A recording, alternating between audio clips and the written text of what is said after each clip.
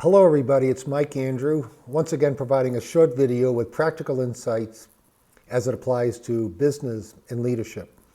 I focus a lot on leadership in these videos, but every once in a while I like to throw something in around business. Today, I want to talk about the notion of strategic thinking. Strategic thinking, we hear that a lot, and it's oftentimes one of the key leadership competencies of executives that companies have when they have a list of companies. Strategic thinking is always right up there. And I think there's a lot of confusion personally around what strategic thinking is. It is not about developing strategy. It's not about strategic development. I find that that's a lot of work, and oftentimes companies need help.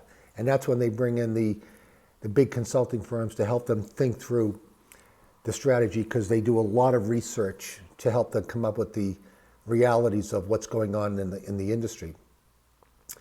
So, but to me, strategic thinking is all about keeping the end in mind, looking at the big picture, and so forth. It's really having an executive perspective. Strategic thinking and executive perspective to me, almost goes hand in hand. So, how do we think strategically?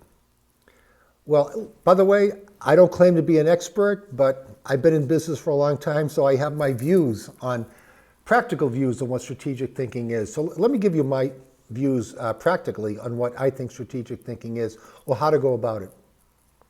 First of all, whatever industry you're in, whether it's the healthcare industry, hospitality industry, oil and gas industry, or the airline industry, or telecom industry like I'm in, having a sense of what's going on in the industry. What are the trends? What are the realities in the industry? What does the competitive landscape look like? Who are the obvious competitors, and who are those competitors that we have to keep an eye on because they seem to be moving fast? What are the technology trends that we should be staying ahead of and taking advantage of? What are some of the economic realities? I mean, look at the past year, 2020, what's happening with the economy, and knowing how to adjust our strategy for the economy.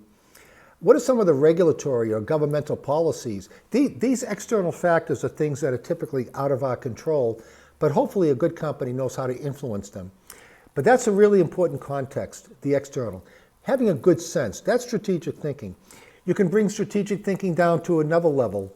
From the external realities and trends, look, what is our company strategy? Can you articulate your company strategy very quickly in one sentence, if you could, the overall vision or purpose? And how is that strategy aligned to what's going on externally? My company, we have 4 pillars in our strategy, and everyone seems to know about it because the company, I have to admit, does a great job communicating it almost daily. And those 4 pillars are aligned and connected to the realities of the external factors that I talked about. And so that's one way of thinking strategically. Another way is looking at your job. Think about your job. How does your job fit into the big picture? How does your job contribute, bring value to the company? Not only a job, but your organization. When you can think that way, to me, you're thinking strategically, making sure that your job, your organization is aligned to the strategy, which is aligned to the realities and trends in the external marketplace. I always like to ask the question, so what? What's the so what? So what really gets into implications and helps you think more strategically. I did some work with McKinsey years ago, and they have a concept called situation, complication, resolution. Here's the situation, here's the complication. Complication is the so what? What are the implications? Thinking ahead, thinking strategically. And that's the other part, thinking ahead versus reacting on a day-to-day basis. How many of us, myself included, big time, I spend far too much time catching up, reacting, new emergency, new deliverable, urgent, and very rarely do I have time to step back. And that's what boards do too. Boards often have the same complaint about themselves. They end up getting bogged down into the details with the executive team because they're important details, and yet they have to remind themselves that as a board, they're there to think strategically and keep everything at a high strategic level to guide the company and the CEO and the CEO team. Some tools and techniques. I mentioned in a previous video about SWOT, SWOT. Love it. I think most of us love it. Simple. SW, strengths and weaknesses. What are the strengths that we can leverage as a company? What are the weaknesses that we need to develop and get better at? The OT, opportunities and threats.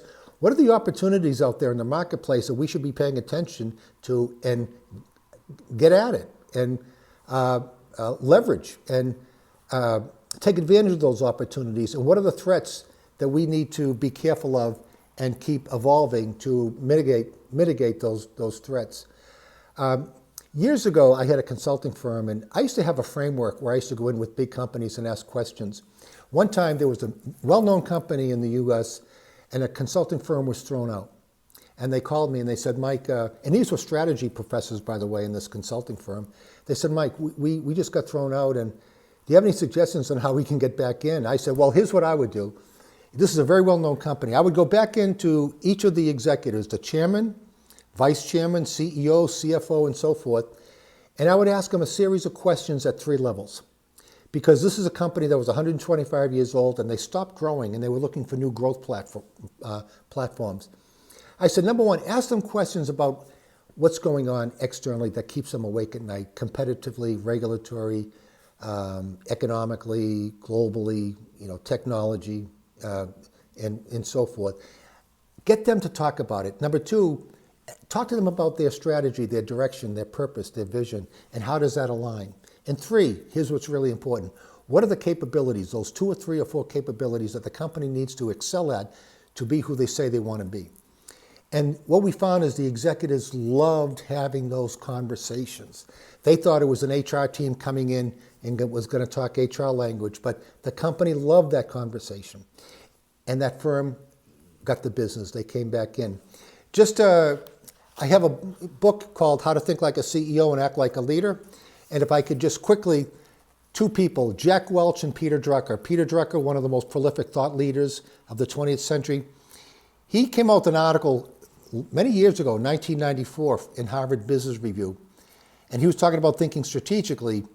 And his questions companies should be asking themselves, according to Drucker. How is your competitive environment changing in terms of customer needs and demands? Excuse me, I got to read. It's been a long time since I wrote this. 2, describe your current competitive environment, your largest competitor, lowest cost producer, highest quality competitor, technological leader, fastest growing competitor. 3, what is your firm's strategic intent? And how might your company's strategic intent be misaligned or aligned with reality due to the changing circumstances of the competitive environment? 4, what are your company's distinctive competencies, or I call them capabilities, which I just mentioned earlier? What value, number 5, what value characterize your company? Is it short-term profit, long-term growth, cost control, innovation, customer? What function dominates the senior leadership of your company? In other words, which company has the power? Is it finance, operations, marketing, engineering, the product groups, the sales groups? Number 7, how must your company adjust its mission, strategies, competencies, and value and culture to be more competitive in the future? Now, Jack Welch, very simple, very quick. 5 questions Jack Welch always suggested his executives be thinking about. What does your global competitive look like? In the last 3 years, what have your competitors done? In the same period, what have you done to them? 4, how might they attack you in the future? And 5, what are your plans to leapfrog your competitors? Again, all different ways of thinking strategically, which is different than strategy development, but is consistent with that executive perspective. This is probably my lengthiest video. I hope you found value in it. Thank you for listening, and we'll see you next time. Thank you.